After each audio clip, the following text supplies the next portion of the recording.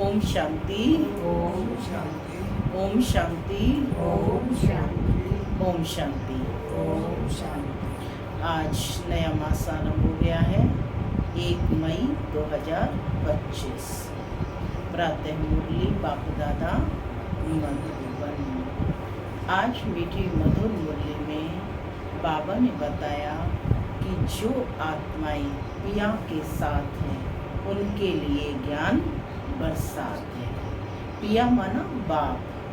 जो आत्माएं बाप के मददगार बने हैं, जिन आत्माओं ने बाप को पहचान प्रतिदिन पढ़ाई पढ़ रहे हैं, तो बाबा कहते उन्हीं के लिए रोज ज्ञान की बरसात है। साथ ही बाबा ने कहा कि वर्षे दो होते हैं, एक हद का और एक बेहद का। हद का वर्षा हद के माता पिता से मिलता है और बेहद का वर्षा बेहद के बाप से मिलता है। तो बाबा कहते हैं कि ये जो पुरानी दुनिया है इसे भूलना है।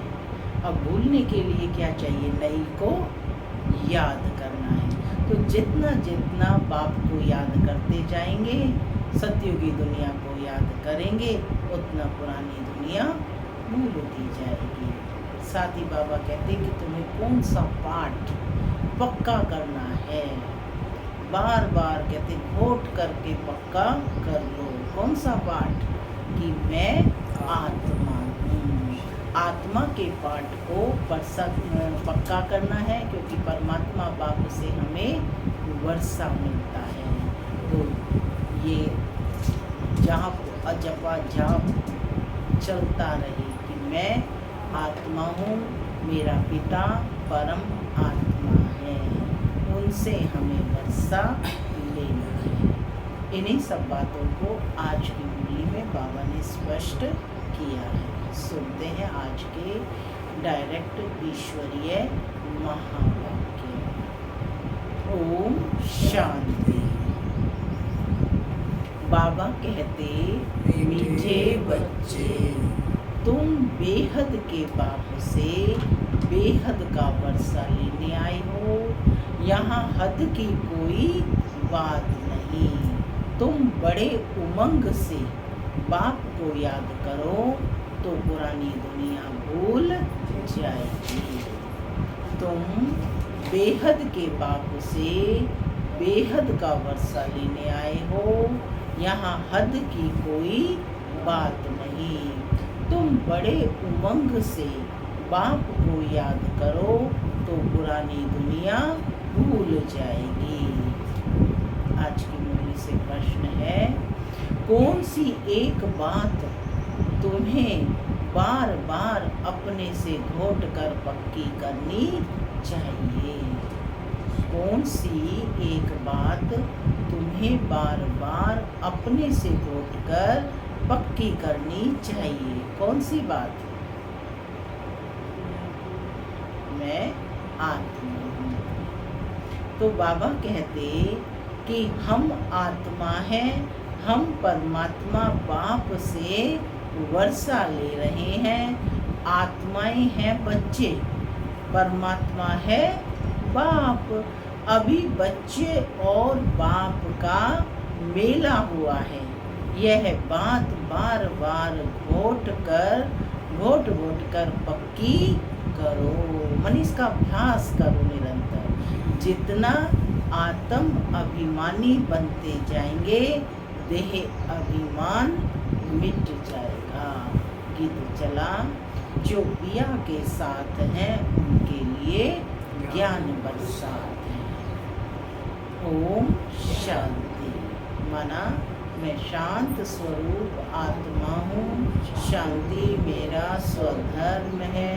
बाबा कहते, मीठे बच्चे अब घर वापस जाना है।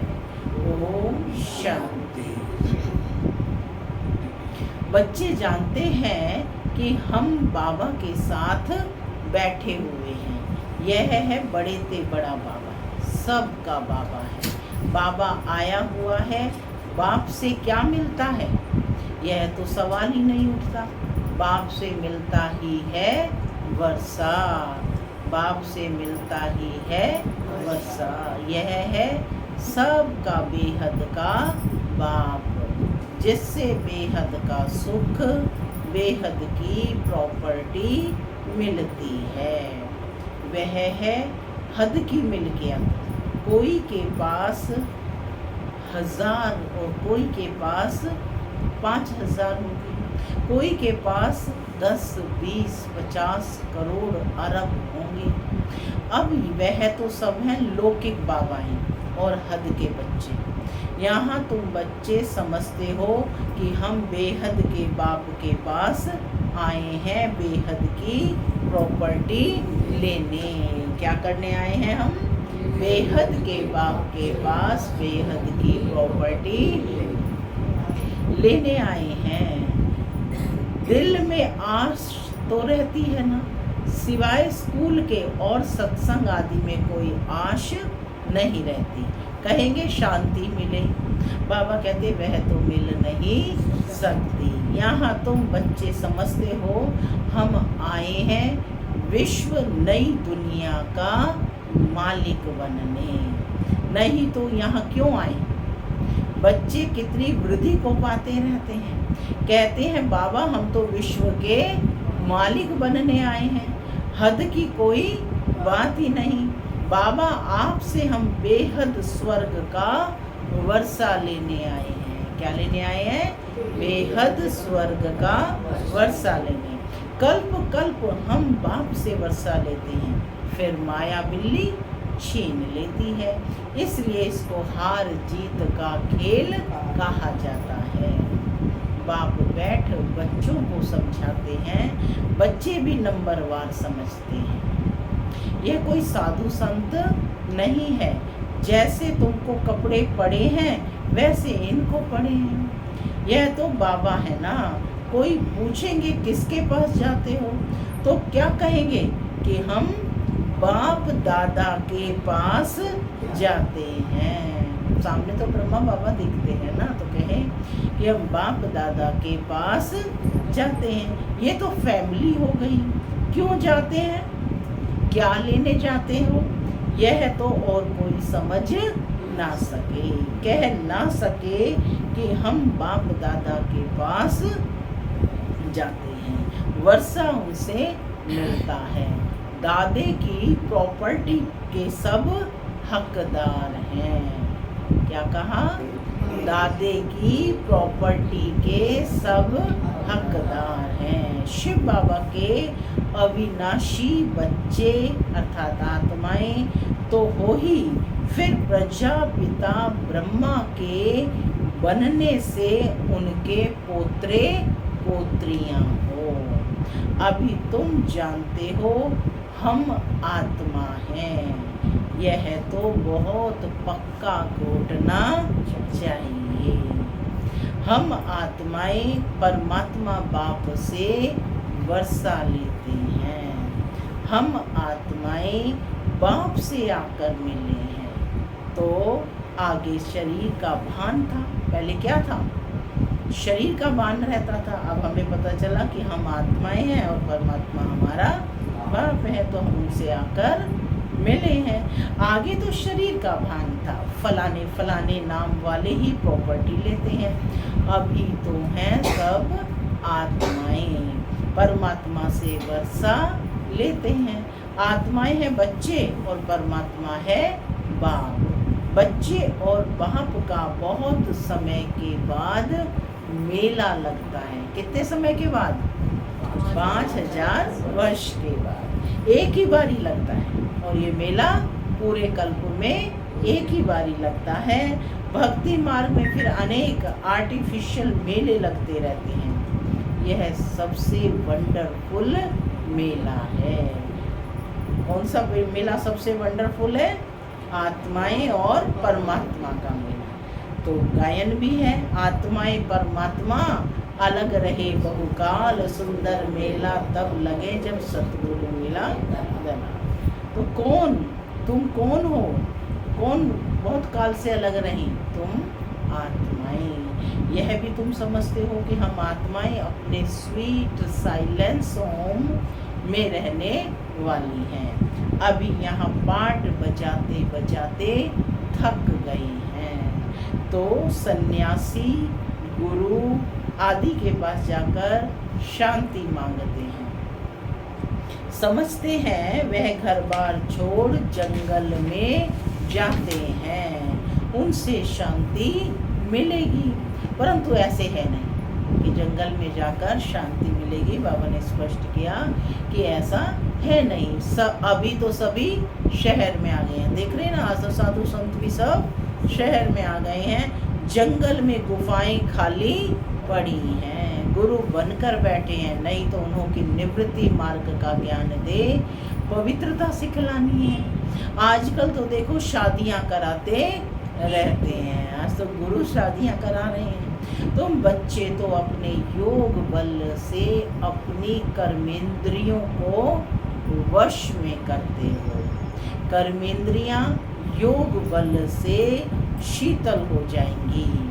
कर्मेंद्रियों में चंचलता होती है ना, अब कर्मेंद्रियों पर जीत पानी है। जो कोई चंचलता ना चले, सिवाय योग बल से कर्मेंद्रियों का वश होना इम्पॉसिबल है। कर्मेंद्रियों को वश कैसे कर सकते हैं? केवल योग बल से, बाप की याद से। बाप कहते हैं कर्मेंद्रियों की चंचलता योग बल से ही टूटेगी। योग बल की ताकत तो है ना, इसमें बड़ी मेहनत लगती है। आगे चलकर कर्मेंद्रियों की चंचलता नहीं रहेगी। सतयुग में तो कोई गंदी बीमारी नहीं होती है। यहाँ तुम कर्मेंद्रियों को वश कर जाते हो तो कोई भी गंदी बात वहाँ होती नहीं। नाम ही है स्वर्ग। उनको भूल जाने के कारण लाखों वर्ष कह देते हैं। अभी तक भी बाबा कहते मंदिर आदि बनाते रहते हैं।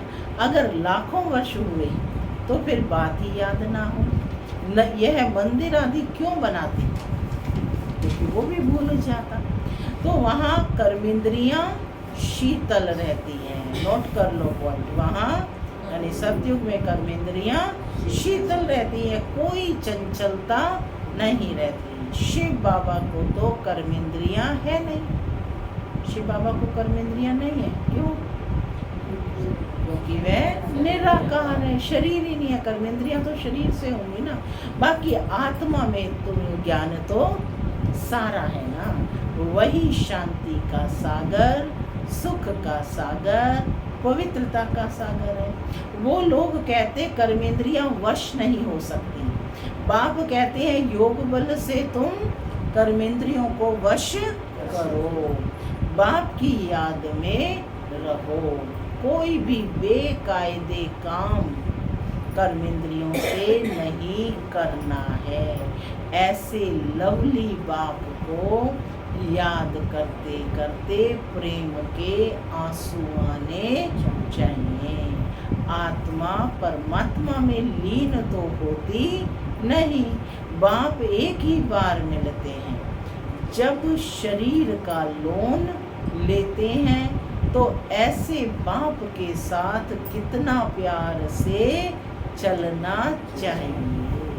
बाबा को उछल आई ना, ओहो बाबा विश्व का मालिक बनाते हैं, फिर यह धन माल क्या करेंगे? छोड़ो सब। जैसे पागल होते हैं ना, सब कहने लगे इनको बैठे बैठे क्या हुआ। बाबा तो हीरे वारातों के व्यापारी थे, अचानक सब कुछ अपना दे दिया तो कहते इनको क्या हुआ बैठे बैठे, कि कहीं पागल तो नहीं हो गए हैं। धंधा आदि सब छोड़कर आ गए अपने साझेदार के साथ कि भाई जो तेरा है वो ले ले और जो मेरा बनता है वह मुझे दे दे। तो धंधा क्योंकि कई शहरों में फैला हुआ था तो इसलिए उसको सब निपटाने का अधिकार दिया। धंधा आदि सब छोड़कर आ गए। खुशी का पारा चढ़ गया, साक्षात्कार होने लगे। राजाई मिलनी है, परंतु कैसे मिलेगी, क्या होगा, ये कुछ भी पता नहीं, बस मिलना है। उस खुशी में ही बाबा ने सब छोड़ दिया। फिर धीरे धीरे नॉलेज मिलती रहती है। तुम बच्चे यहाँ स्कूल में आए हो, एम ऑब्जेक्ट तो है ना। कहाँ बैठे हो? स्कूल में। एम ऑब्जेक्ट क्या है?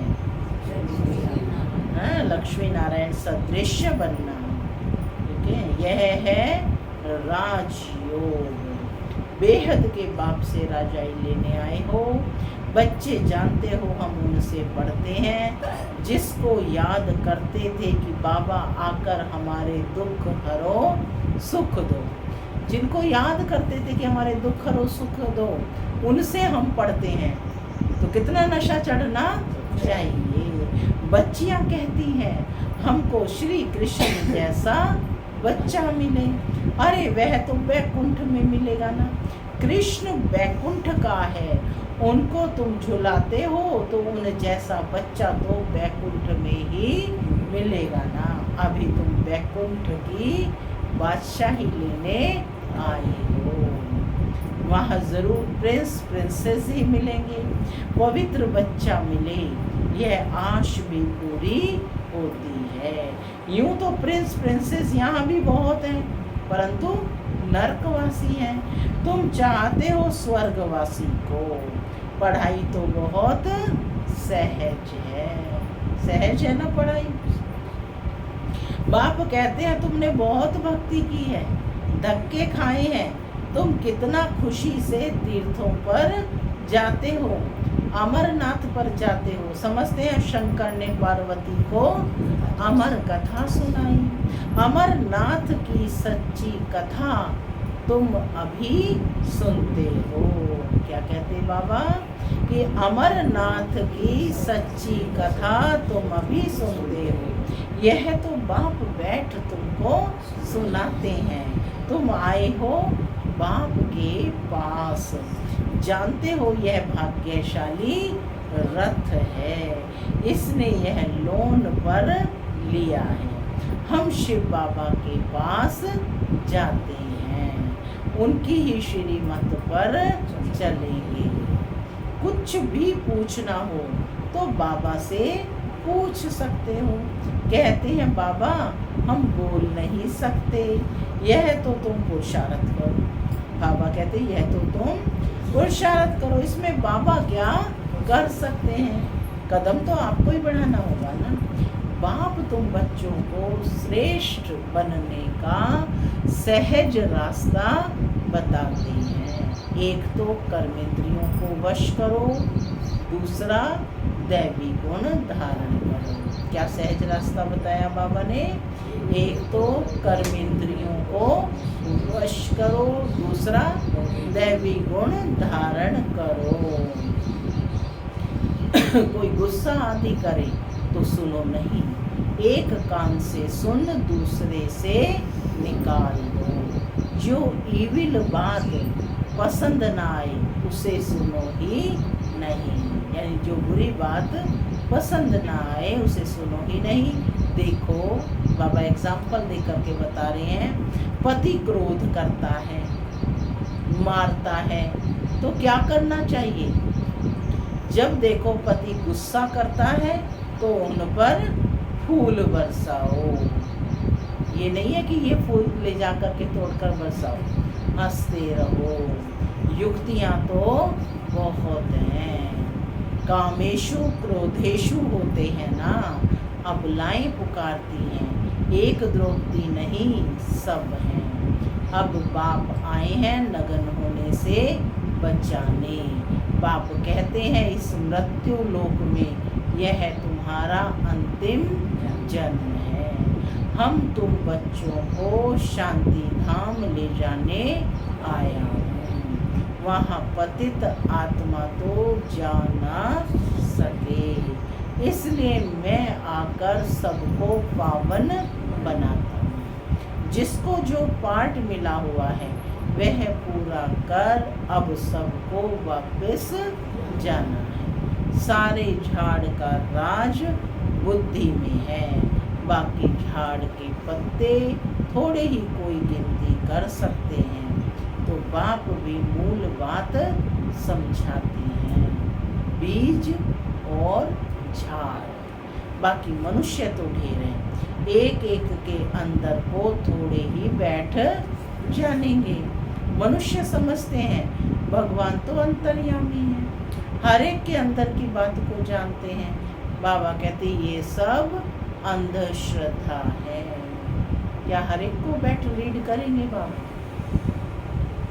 आत्मा को विवेक दिया है, स्वयं उसने अपने आप को जानना है कि क्या ठीक है और क्या गलत। बाप कहते हैं तुम हमको बुलाते हो कि आकर हमको पतित से पावन बनाओ, राजयोग सिखाओ।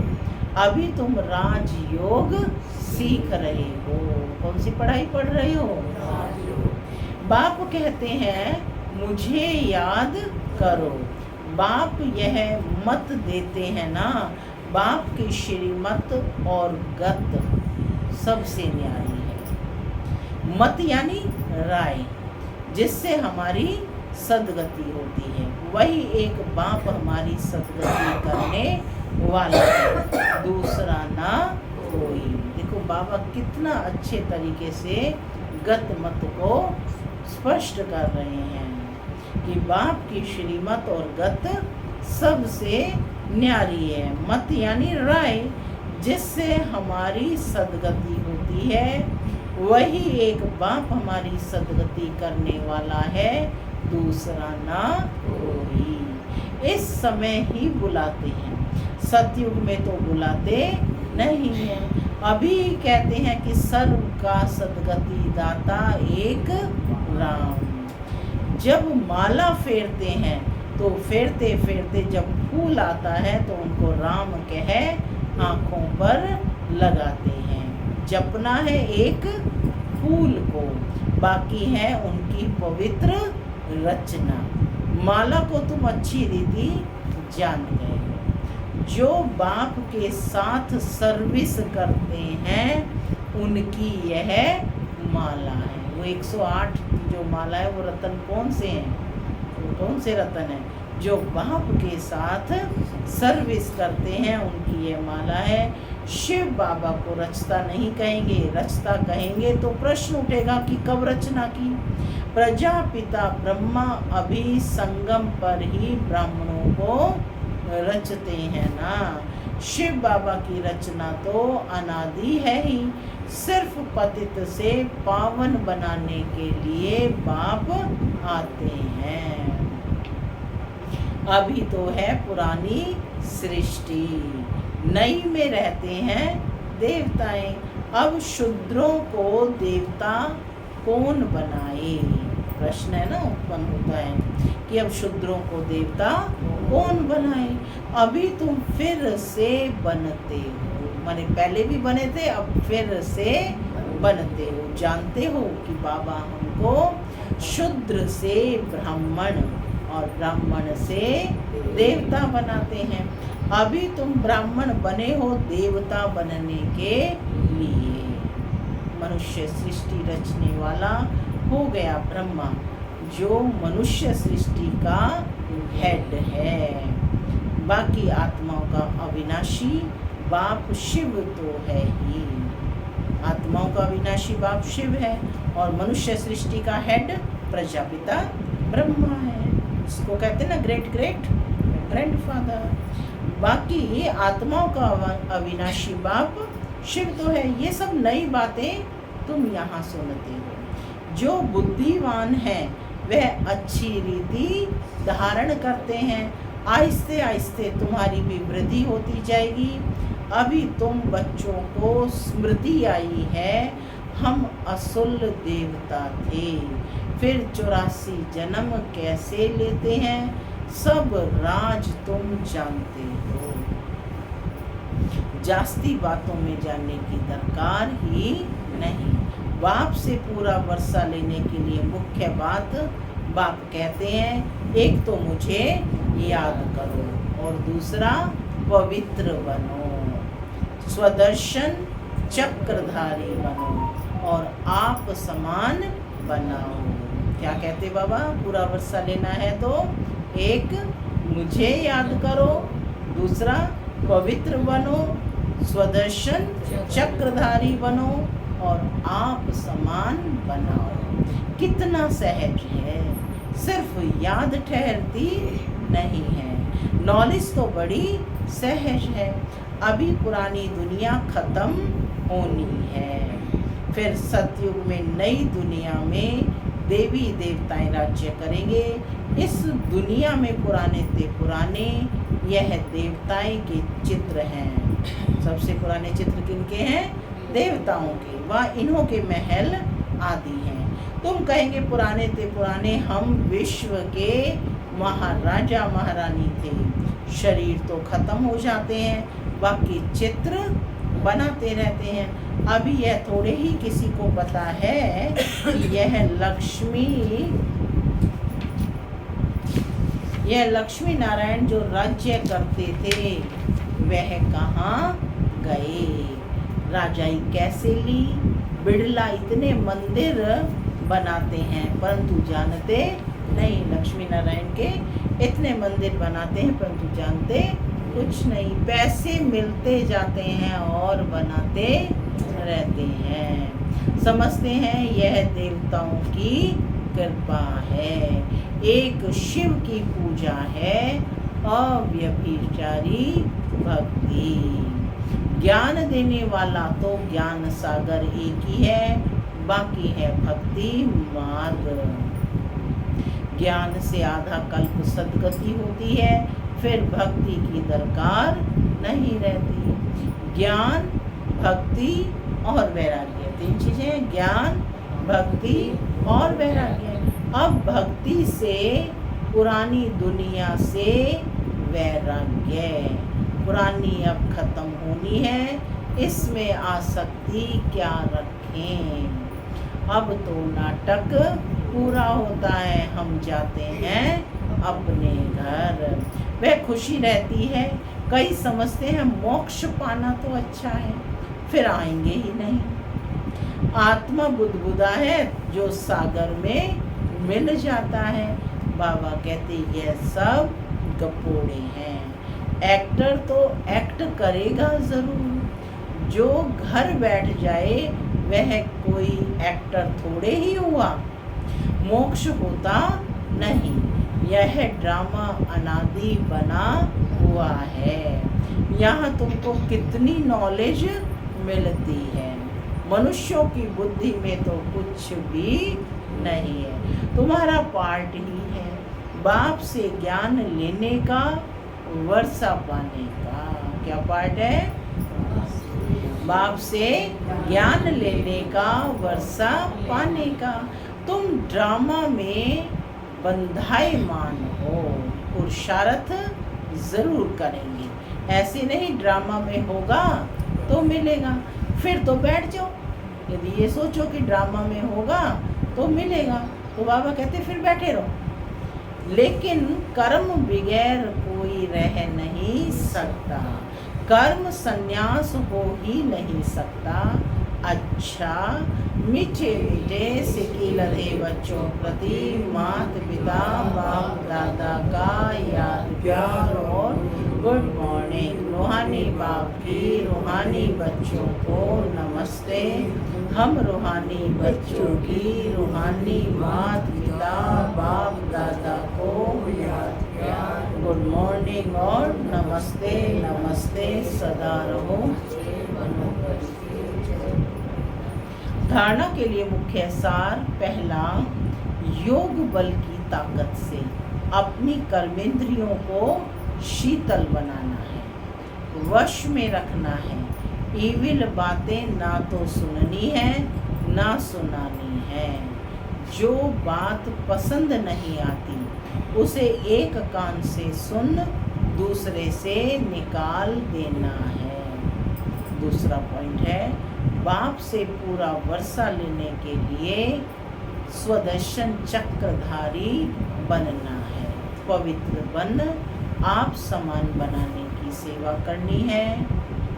आज का वरदान है, मुरली के साज द्वारा माया को सरेंडर कराने वाले मुरलीधर भव। मुरली के साज द्वारा माया को सरेंडर कराने वाले मुरलीधर भव।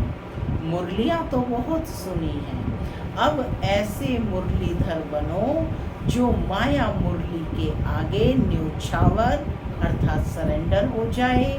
मुरली के राज का साज अगर सदैव बजाते रहो तो माया सदा के लिए सरेंडर हो जाएगी।